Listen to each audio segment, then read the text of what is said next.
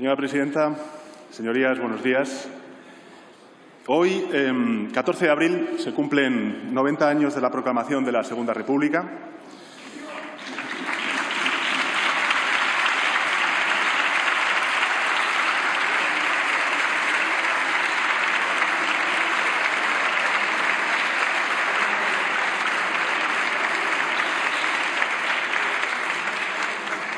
Los aniversarios nos sirven para reflexionar, para poder echar la vista atrás y también comprobar que hay un vínculo luminoso con nuestro mejor pasado que debemos reivindicar.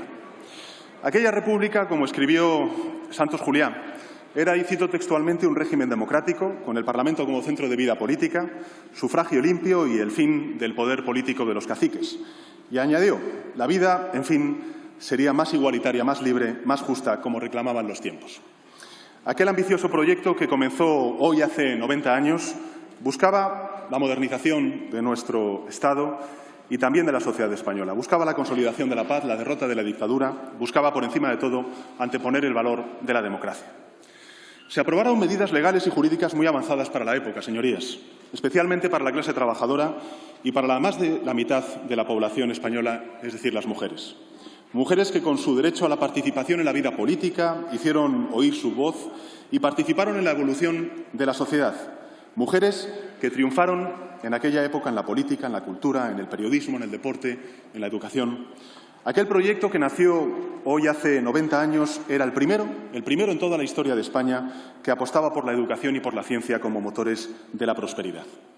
Aquel proyecto, señorías, tenía entre sus prioridades la modernización de la economía española mediante, por ejemplo, la reforma agraria y también el impulso a la industrialización de nuestro país. Señorías, hay, a mi juicio, tres fechas gracias a las cuales España hoy es un gran país. Tres fechas con un vínculo indisoluble. La primera, el 14 de abril de 1931, la segunda, el 6 de diciembre de 1978 y la tercera, el 12 de junio de 1985, cuando España firmó el Tratado de Adhesión a la Unión Europea.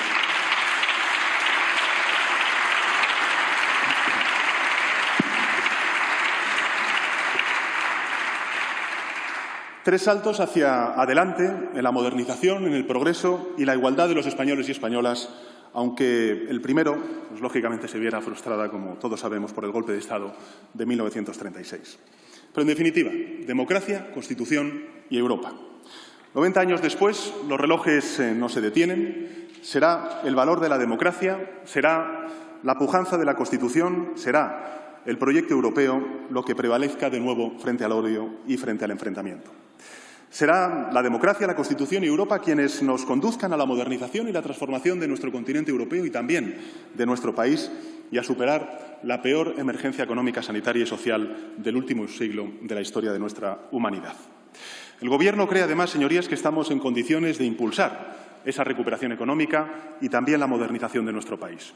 Y para ello hay que seguir acelerando el ritmo de vacunación, recuperar la economía y proteger para no dejar a nadie atrás. No dejar a nadie atrás, señorías. Lo hemos hecho durante todo el año, todos los días, todas las semanas, todo el año de la pandemia. Por eso me gustaría hacerles, en el inicio de esta intervención, un anuncio. Me gustaría decirles que el Gobierno va a ampliar 3 meses más todas las medidas de los últimos reales decretos leyes en materia de desahucios y contratación de alquiler de la vivienda.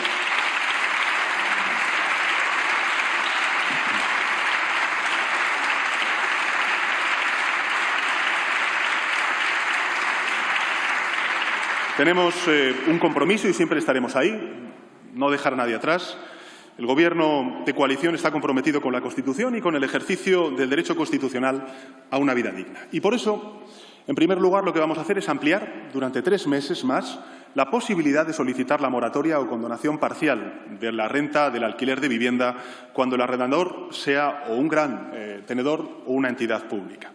En segundo lugar, extenderemos también, por 3 meses más, los contratos que puedan acogerse a la prórroga extraordinaria de 6 meses de los alquileres de vivienda en los mismos términos y condiciones del contrato en vigor.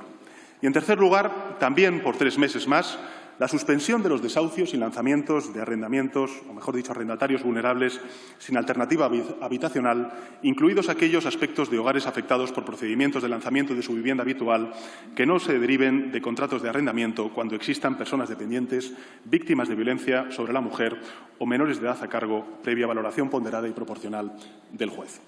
Señorías, todas estas medidas, como sabemos, estaban vigentes hasta el próximo 9 de mayo, finalización del estado de alarma, y todas ellas se van a prorrogar por 3 meses más. Se trata de medidas urgentes que se complementan con el conjunto de medidas de carácter estructural que ya se están llevando a cabo para garantizar el ejercicio del derecho constitucional a una vivienda digna y adecuada. Entre ellas, dentro de poco, señorías, la primera ley estatal de vivienda de nuestra historia democrática.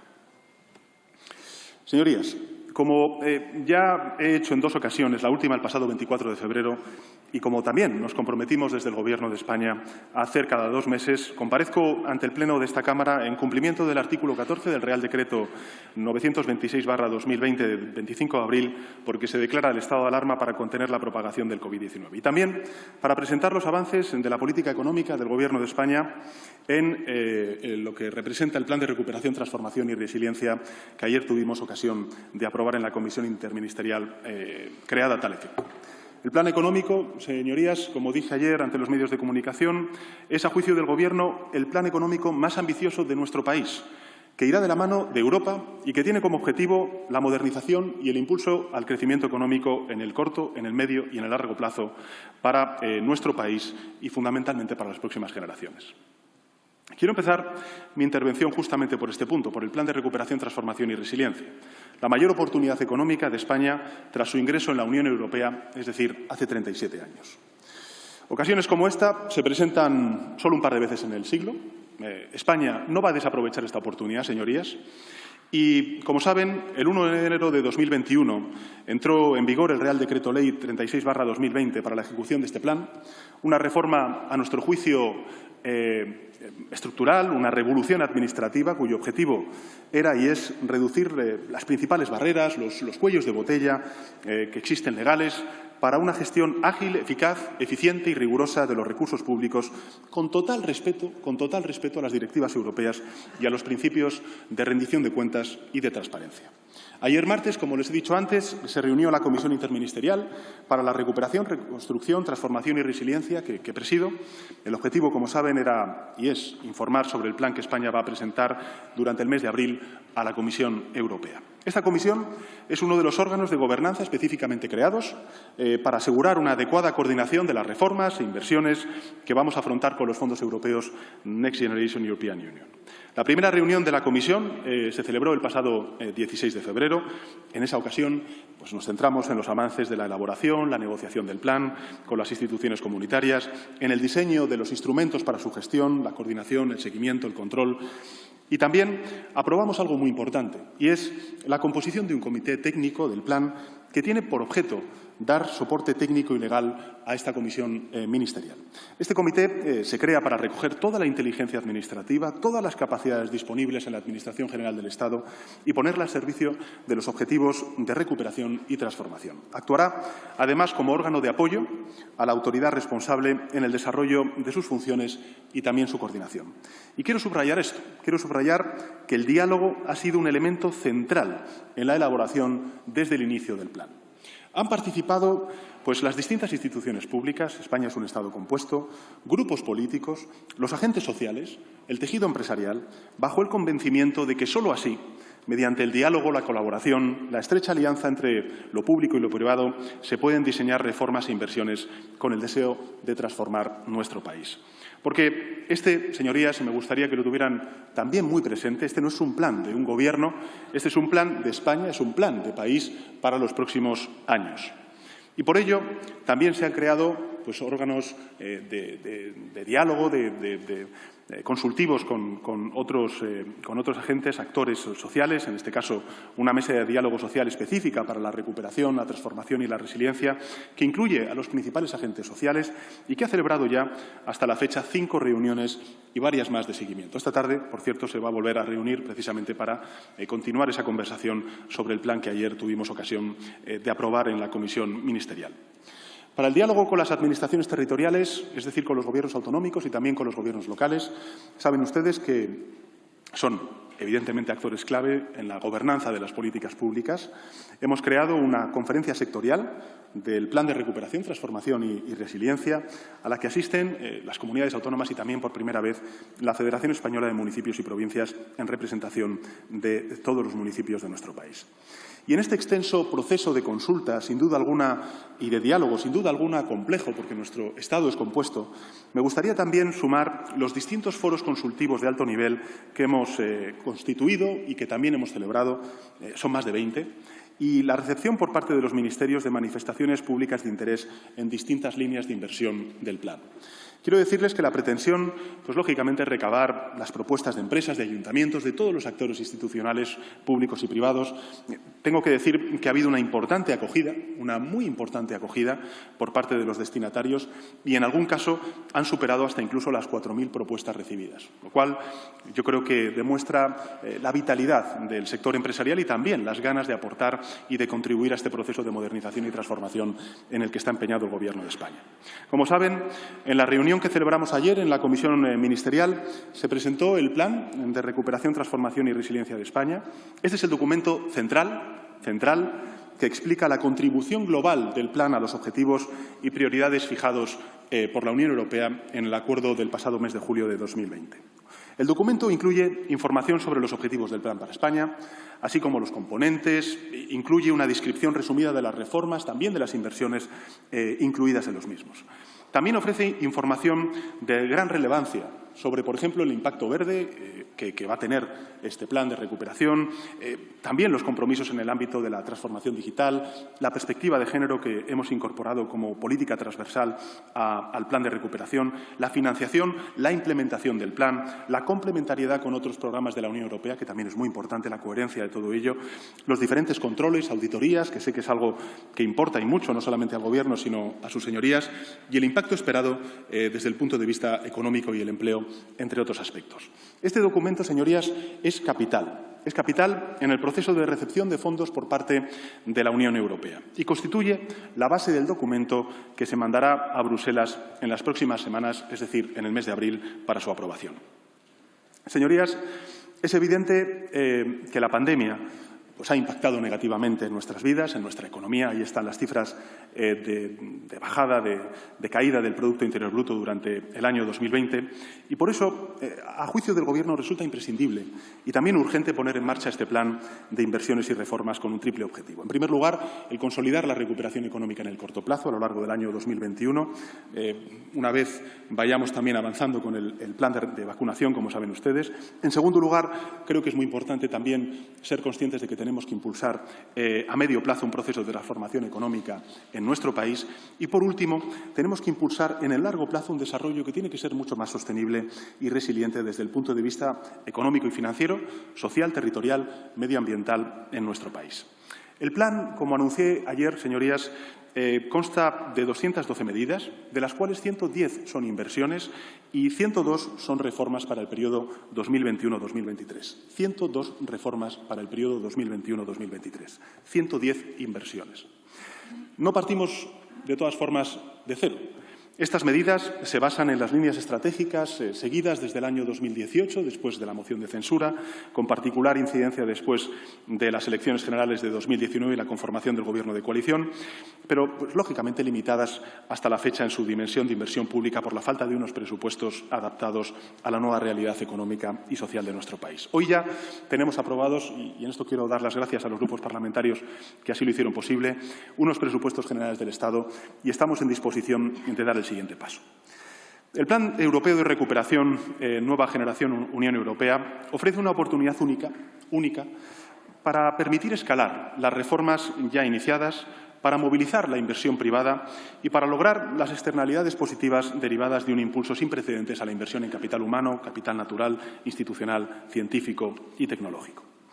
Es, a nuestro juicio, una ocasión extraordinaria para desplegar este plan y contrarrestar así el impacto de la pandemia sobre la inversión y la actividad económica.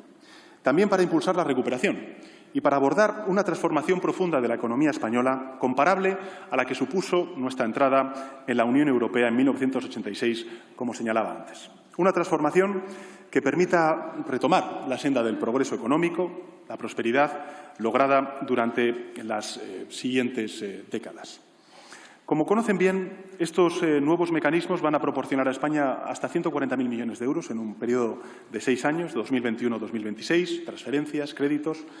A estos mecanismos se van a unir, pues, lógicamente, los instrumentos ya previstos en el marco financiero plurianual, que también fue objeto de acuerdo en el seno del Consejo Europeo, Parlamento Europeo, Comisión, con el deseo de impulsar las inversiones, las reformas en los ámbitos prioritarios a nivel europeo y que coinciden con las 4 grandes transformaciones que hemos planteado desde el Gobierno, ya anunciadas también en mi discurso de investidura. Estas reformas, pues, tienen mucho que ver con la transición ecológica, con la transformación digital, como no nos cansamos de repetir constantemente, con el impulso a un crecimiento sostenible, inclusivo, mediante el aumento de la productividad, que es uno de los talones de Aquiles de nuestra economía, con una inversión decidida en I+D+I, un fortalecimiento y una mayor eficiencia de nuestro mercado interior, con pymes que tienen que escalar y, por tanto, tiene que haber más medianas empresas, con un refuerzo de la cohesión social y territorial, haciendo frente al reto demográfico, que sé que es una preocupación compartida por todos ustedes, con el aumento de la resiliencia sanitaria, una de las grandes lecciones que tenemos que sacar de esta pandemia,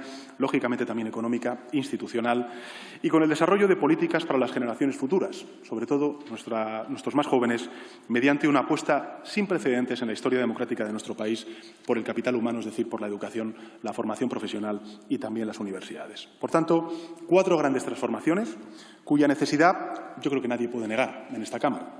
En primer lugar, una España que tiene que ser más verde. Nuestro país es un país que, según nos dicen todos los científicos, va a ser uno de los países más dañados como consecuencia de los efectos del cambio climático. Queremos una España que, además de ser más verde, tiene que ser más digital e innovadora. Queremos también una España más competitiva, y eso significa también más cohesionada desde el punto de vista social y territorial, y queremos una España que apueste como nunca por la igualdad real y efectiva entre hombres y mujeres.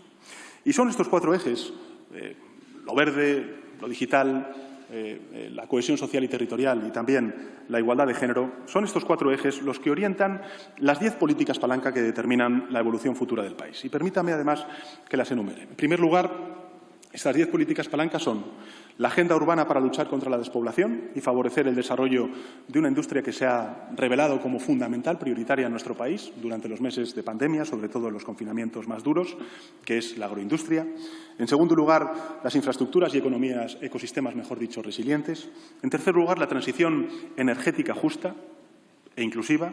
En cuarto lugar, la modernización de la administración pública, que tenemos que adaptarla al siglo XXI.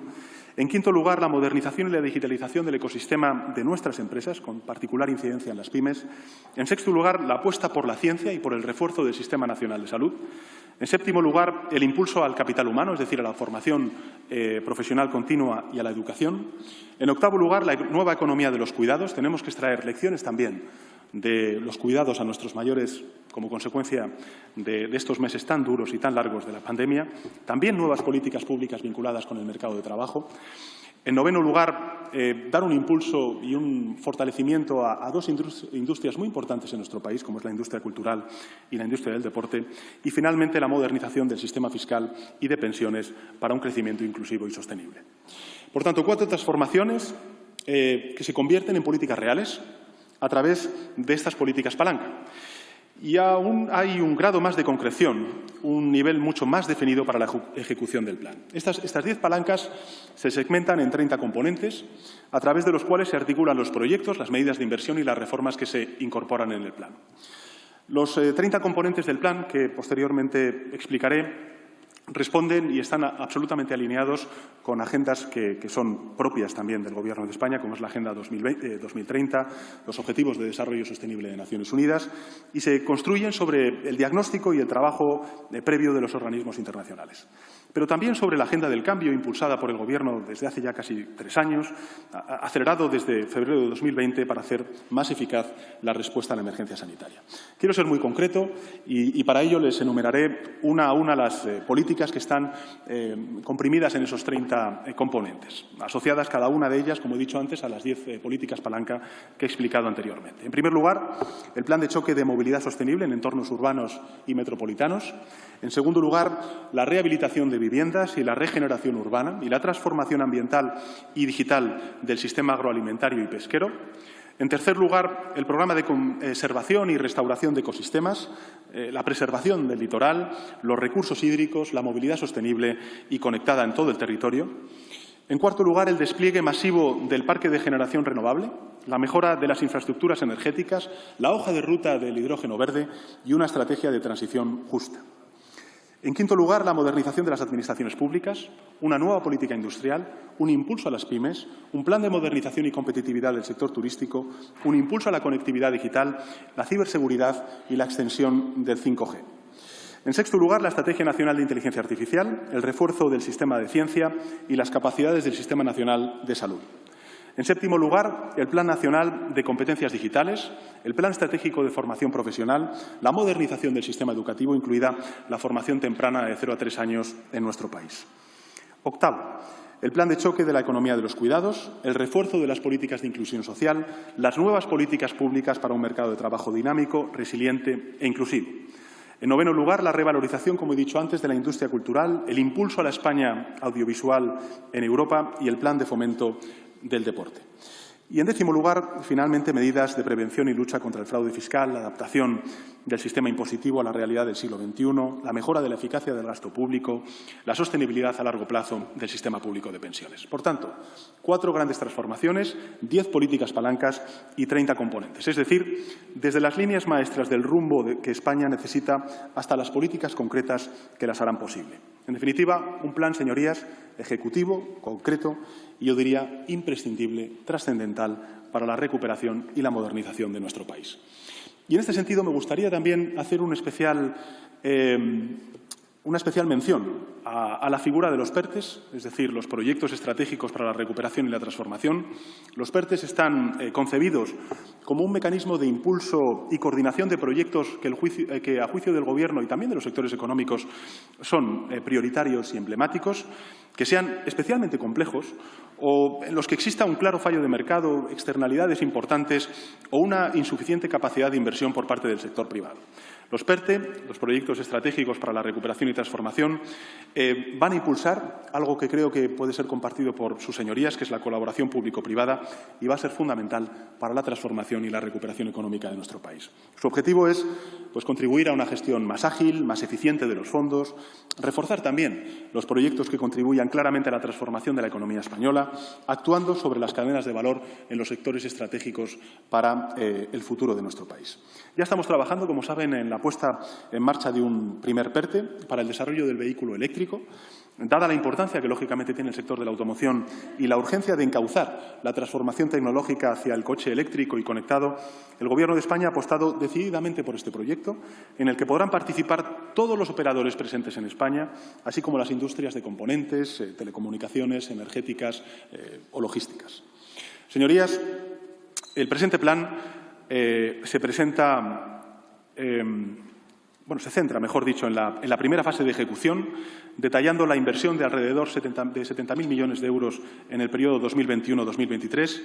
Y me gustaría también trasladar algunos porcentajes que creo que son muy ilustrativos de cuáles son los compromisos que tenemos en el ámbito de la transición ecológica, en el ámbito de la transformación digital y también en el ámbito del reforzamiento del capital humano en nuestro país. La transición ecológica va a estar vinculado esos 70.000 millones de euros a un entorno de un 40% de los mismos. La transformación digital en torno al 31%. Educación y formación en torno a un 10,5% y la I+D+I al 7%, por mencionar los principales capítulos del plan. Y me gustaría puntualizar que, además de las transferencias directas de los fondos europeos, se van a ir movilizando también progresivamente los créditos previstos en dichos fondos, principalmente para financiar inversiones a partir del año 2022. Nuestro deseo, señorías, es lograr un efecto anticíclico, impulsar la actividad económica y el empleo ya en la segunda mitad de este año. De hecho, los presupuestos generales del Estado, como saben, prevén una inversión adelantada de 27.000 millones de euros de los fondos europeos, alineada con el plan de recuperación. El objetivo es lograr que los recursos públicos lleguen cuanto antes a la economía real y que, por tanto, se perciba de manera tangible en el día a día de las personas esa recuperación y este plan. El plan que se ha ido definiendo progresivamente con la eficacia y con la, mejor dicho, participación de todos, va a ser un gran motor para España en los próximos años. Su camino, yo creo que hacia el éxito como país. El deseo de los españoles y españolas, piensen como piensen, vivan donde vivan, yo creo que es unánime, es el de superar cuanto antes, y digo cuanto antes, esta pandemia. Quieren salir adelante, quieren escuchar que sus representantes públicos están haciendo todo lo que esté a su alcance para reactivar la economía, para normalizar sus vidas. En definitiva, lo que necesitan de nosotros, lo que nos piden, es seguridad y tranquilidad. Quieren vivir con la perspectiva de divisar un horizonte claro, un horizonte que sea de esperanza, y por eso no me cansaré de repetir que este año, el año 2021, será el año de la recuperación, pero también el principio de algo mucho más sólido y sostenible gracias a la aprobación de este plan. Señorías, con este plan España tiene ya un horizonte de salida y también tengo que decir que el mercado laboral, pese a que efectivamente se ha visto resentido como consecuencia de los efectos de la pandemia, de las medidas drásticas que hemos tenido que tomar a lo largo de estos largos meses de pandemia, pues el mercado laboral, sobre todo a partir del mes de marzo, ha empezado a notar sus efectos. Durante el mes de marzo el empleo creció de una forma sólida, tras, como he dicho antes, la ralentización en enero y en febrero. Y aunque son datos que evidentemente son insuficientes, no nos conformamos con ellos, aún lejos en consecuencia de lo que desearíamos, creo que seguimos avanzando. En marzo se registraron 1.404.107 afiliados y afiliadas a la Seguridad Social, un 11,7% más que en igual mes de 2020. De ellos, 207.191 fueron indefinidos, es decir, el 14,7% del total. El dato de contratación fija es el mejor en un mes de marzo de toda la serie histórica. El paro registrado ha descendido al mayor ritmo en un mes de marzo desde el año 2015, con una caída de 59.149 desempleados, lo que supone un 1,5% menos. El paro vuelve a estar de nuevo por debajo de los 4 millones de personas y algo muy importante a juicio del Gobierno, y es que desciende en 16 de las 17 comunidades autónomas, lo que confirma el equilibrio territorial también de la recuperación. Y, por tanto, el número de trabajadores está muy cerca de situarse en los 19 millones, sin contar aún con la recuperación de un sector tan importante para nuestro país como es el sector del turismo. Digo, no son datos suficientes, no hay lugar a la autocomplacencia por parte del Gobierno de España, pero es evidente que estamos empezando, conforme se va reabriendo la actividad económica, a notar los efectos beneficiosos también en el ámbito del empleo. Y así es, el Fondo Monetario Internacional ha actualizado sus datos. En el caso de España, las previsiones mejoran medio punto respecto al mes de enero y sigue siendo la economía que más va a crecer en la zona euro el año 2021, con un 6,4% de crecimiento. Habrá sus señorías que nos digan que efectivamente la economía española ha sido la economía que más ha acusado este descenso del Producto Interior Bruto en el año 2020, y es cierto, pero también es cierto que organismos internacionales sitúan a España como, junto a Estados Unidos, las dos economías más desarrolladas, mejor dicho, que más van a crecer en el año 2021 en el ámbito de las economías desarrolladas. Señorías, he querido presentar hoy en esta Cámara el plan de recuperación como el plan más ambicioso de transformación económica a lo largo de toda la historia.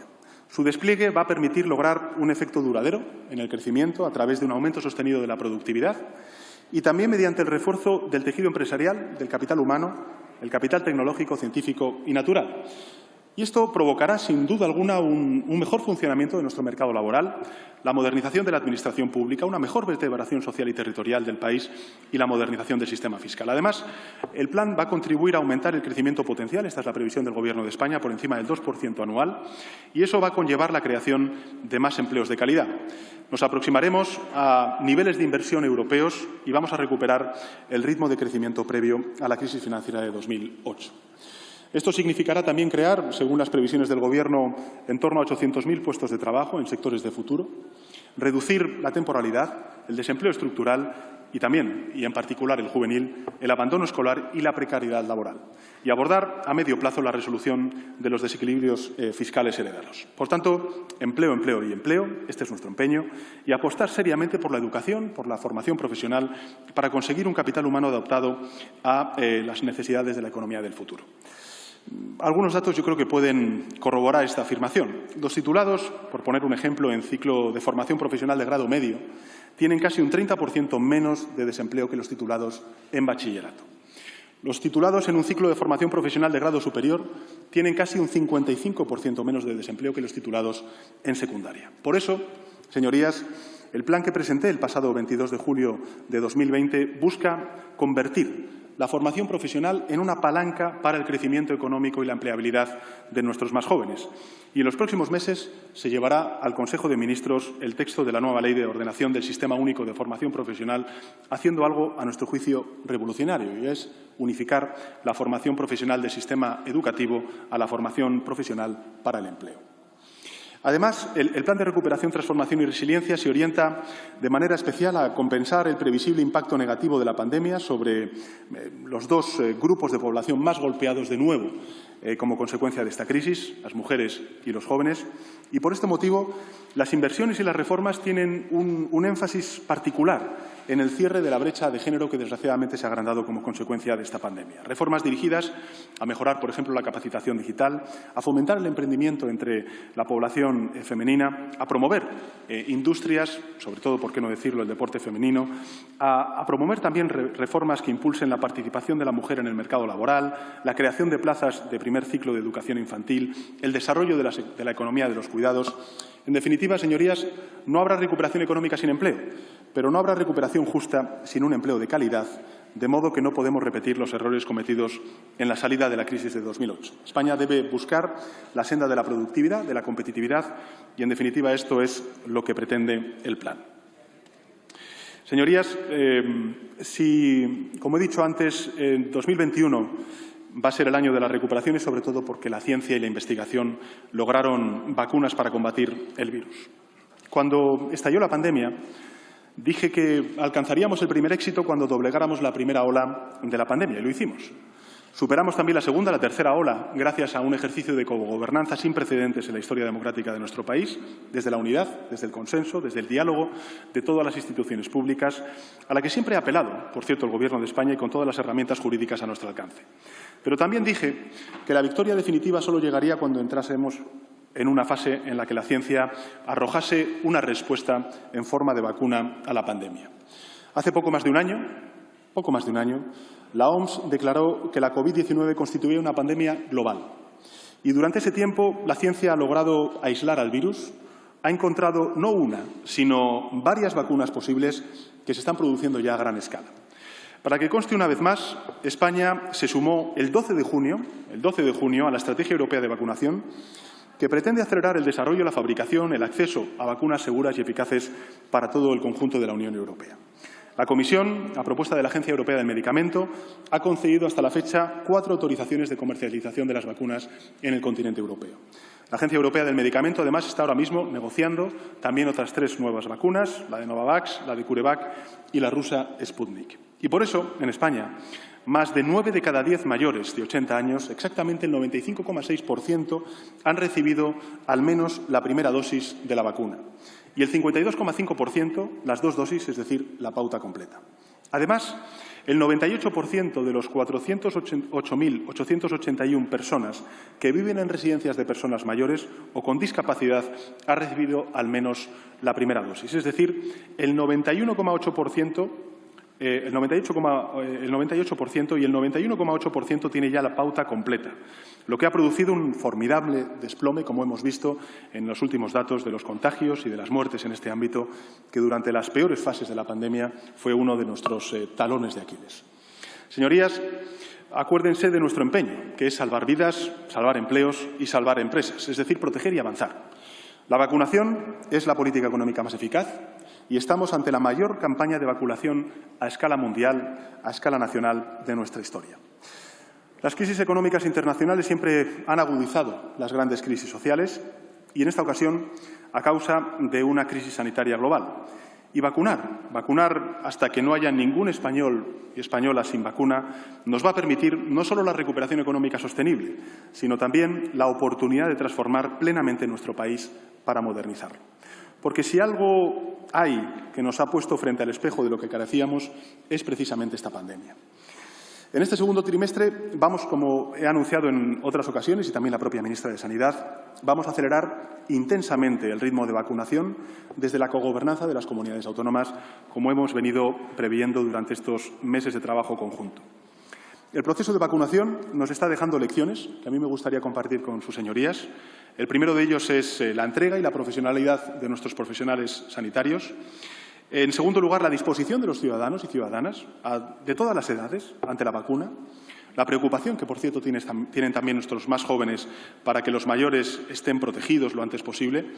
Y la otra, y enfatizo, es la coordinación entre el Gobierno de España y las comunidades autónomas, lo que prueba que nuestro sistema autonómico, con todas las dificultades y con toda la complejidad que hemos tenido que abordar durante estos meses largos de pandemia, funciona. Gracias a este trabajo conjunto y a pesar de la complejidad y la urgencia del desafío que tenemos por delante, España se sitúa hoy entre los países de la Unión Europea con mejor desempeño en la vacunación y en cabeza de los de mayor población como Alemania, Francia, Polonia o Italia. Y quiero, en este sentido, expresar desde esta tribuna mi gratitud a todas las personas que están participando de esta histórica e ingente tarea. A todas ellas.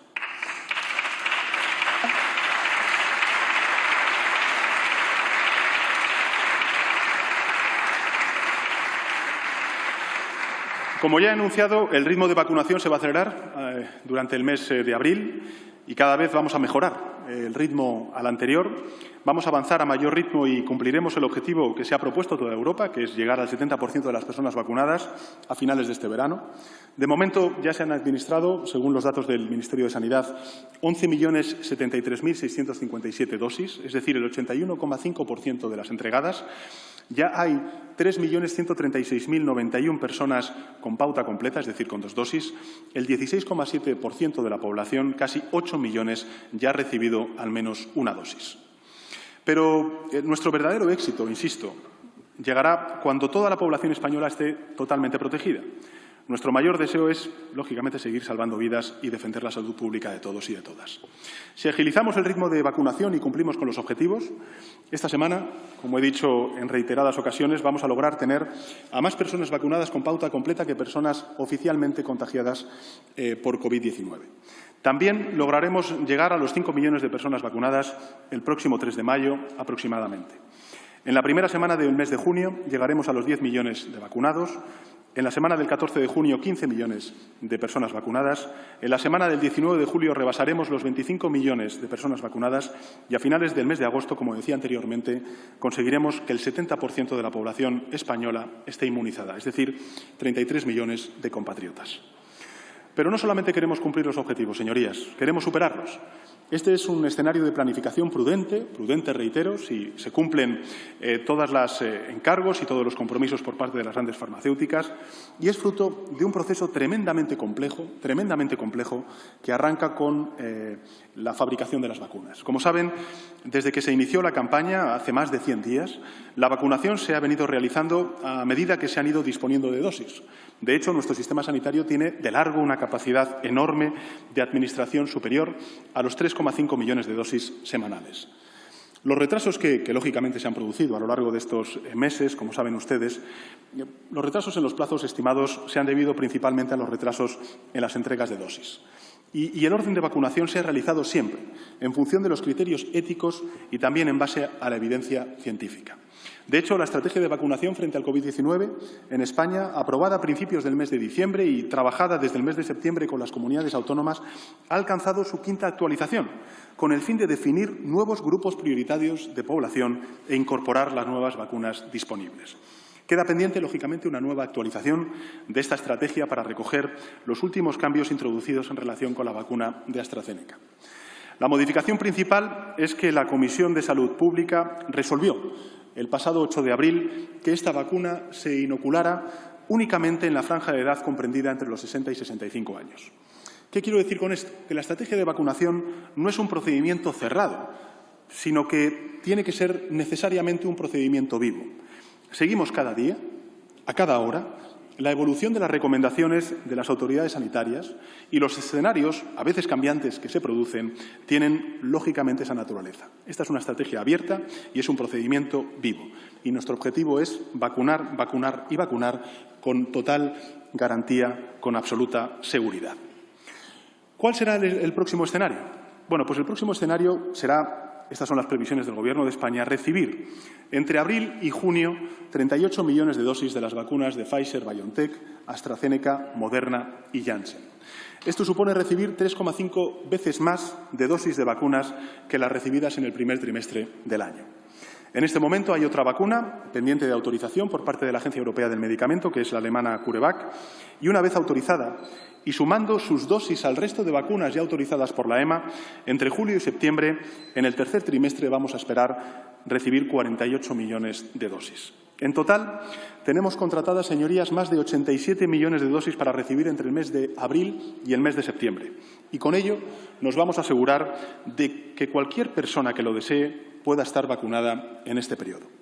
En total, señorías, el Gobierno de España ya ha tramitado el acceso a más de 182 millones de dosis de 5 vacunas para este año y para el próximo año.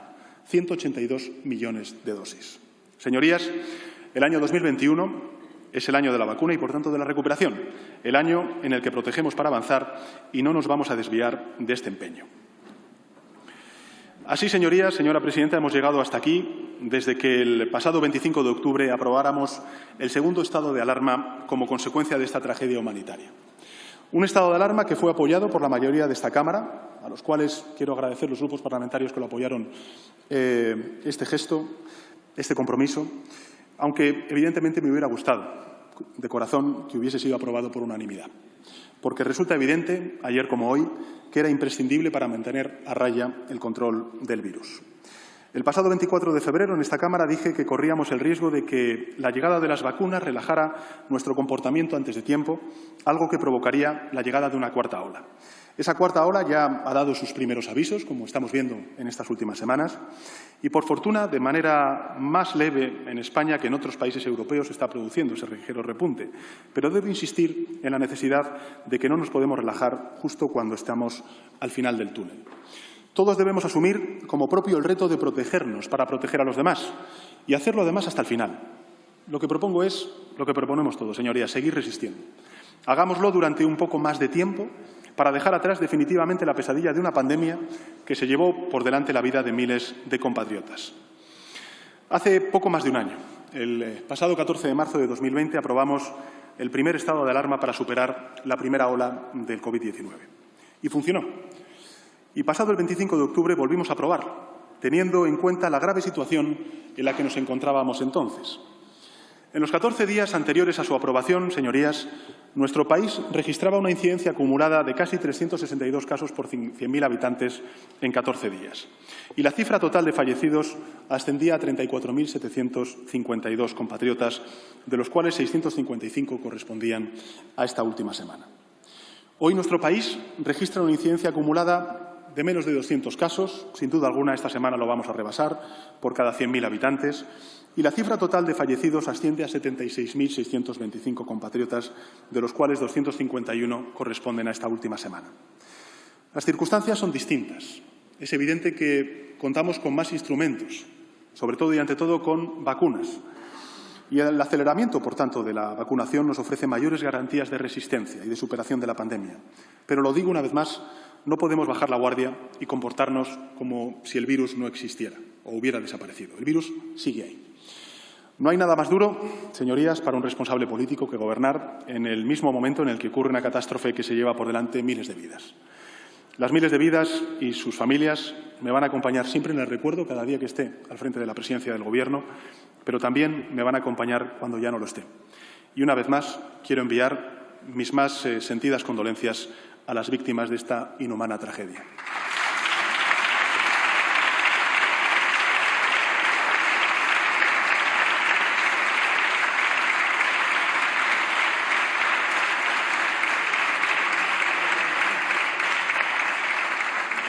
Señorías, cuando el virus amenazó la vida de nuestros compatriotas, dije que haríamos lo que hiciera falta, cuando hiciera falta y donde hiciera falta.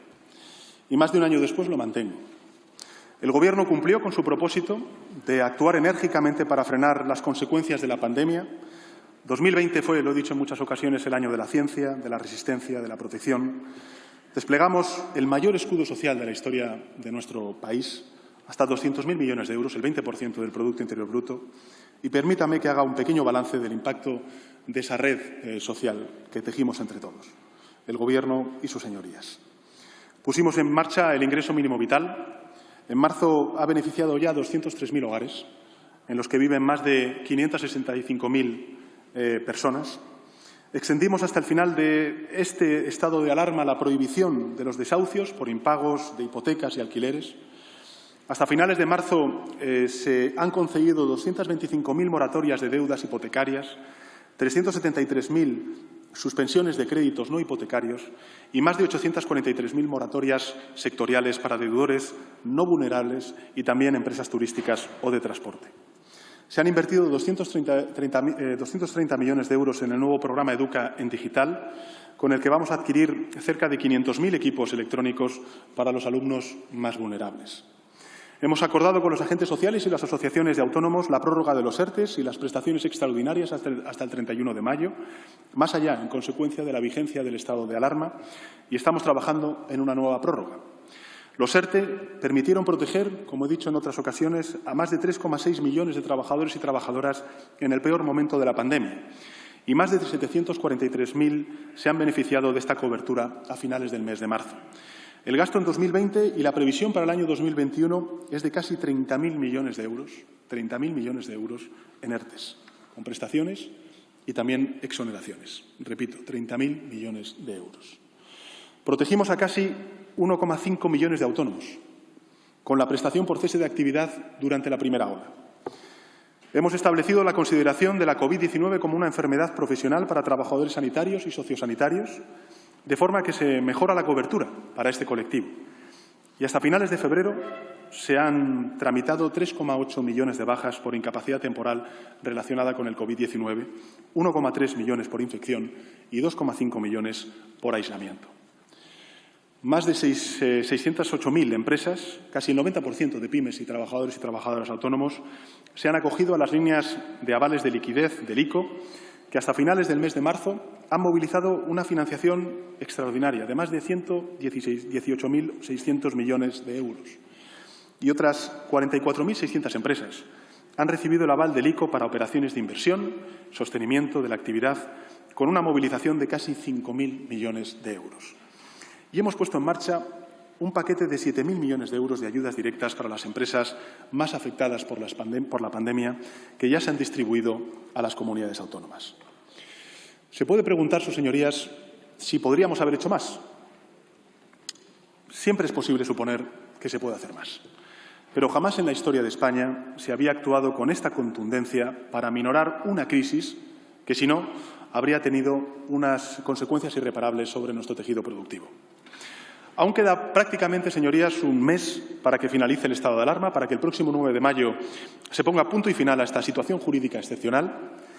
A partir de ese momento, el éxito va a depender de la unidad de todos, de la eficacia de nuestra coordinación y de la responsabilidad individual.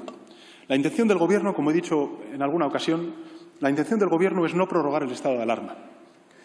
Cada decisión que hemos tomado ha estado, con todo, alineada con el saber de los expertos, la comunidad científica y la evolución de la pandemia. Y así va a seguir siendo. Señora presidenta, señorías, concluyo. El Gobierno de España no se ha detenido ni un solo instante en estos últimos meses, mientras gestionábamos la peor emergencia sanitaria, económica y social del último siglo. Tampoco lo ha hecho esta Cámara y quiero así reconocerlo. Durante los 2 meses transcurridos desde mi última comparecencia, el pasado 24 de febrero, se han aprobado en estas Cortes 2 leyes, 5 leyes orgánicas y 2 reales decretos leyes. España, gracias a su compromiso y también su actividad parlamentaria, y quiero reconocerlo, se ha convertido en el 7º país del mundo en legalizar la eutanasia.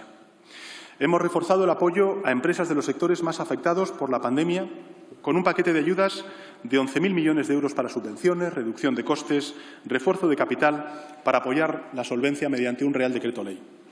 Hemos culminado la tramitación como proyecto de ley del Real Decreto Ley de medidas urgentes en materia de protección y asistencia a las víctimas de violencia de género durante la pandemia. En el apartado de leyes, en trámite parlamentario, la Comisión de Transición Ecológica y Reto Demográfico ha aprobado con competencia legislativa plena el proyecto de ley de cambio climático y transición energética que va a ser remitido ahora al Senado. Y acabamos de iniciar la tramitación de la reforma de la Ley de la Ciencia, que tiene como objetivo crear una carrera investigadora atractiva, estable, impulsar la transferencia de conocimiento y mejorar la cogobernanza del sistema español de ciencia.